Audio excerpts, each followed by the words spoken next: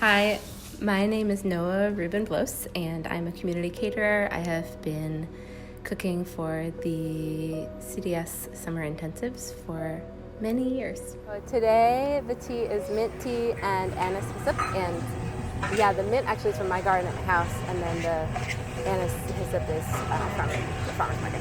Fresh herbs is definitely one of the essential things for me, and I would say my favorite ones probably are parsley and dill, which I put in different things. I have loved cooking since I was a kid, and I have a lot of memories of being at my grandparents' house and them collaborating to prepare certain dishes that they would always make whenever my family came to visit.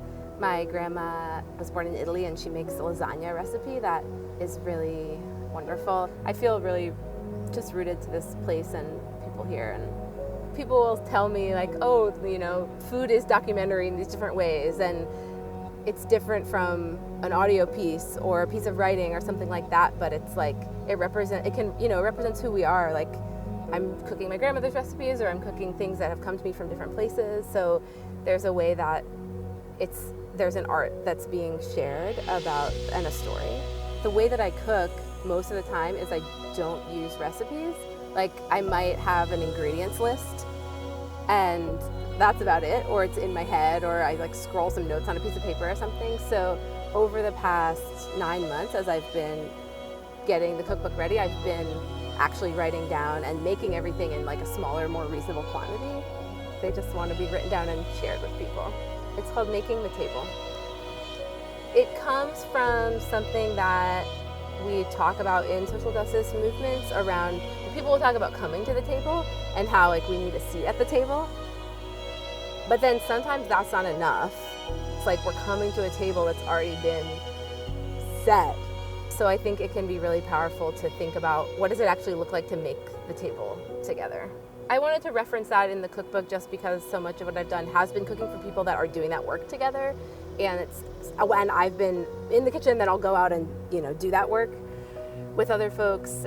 One of the projects that was so important to me that I was a part of several years ago was this cooperative called Bread Uprising that was really at the intersection of food and community and social justice. I think as bakers, we were also just reflecting on our own work and how we could try to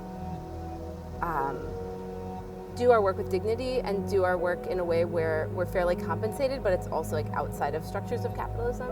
Somebody said to me, this feels like it's setting such an important standard for our movements because the project was so visionary but also so tangible. I think of food as nourishment. It's both like physical nourishment, that it actually is what gives us nutrients and energy to go about our day and do the work that we're doing. And then it's also a spiritual nourishment as well. I try to put love into the food so that will nourish people for what they're doing in the world too. There's definitely not one food of revolution, because I think part of what's important to me is that we're each sharing parts of ourselves and parts of where we come from and our own ancestors and our own culture. And so I don't think it would be possible to pick one thing for the world that I want. But I do think, I think I might pick bread just because you can carry it around. You can give it out to people at a protest. There's a lot of Jewish ritual around bread, around at the table. As I have been moving into this path of going to rabbinical school for the past couple of years, of planning it and reflecting on it and everything, I have thought about it as moving away from cooking, but I do think that food is it's just always going to be a part of my life. It is so connected to spiritual nourishment for me that I'm not exactly sure how it's going to intersect with my rabbinic work, but I'm sure that it will.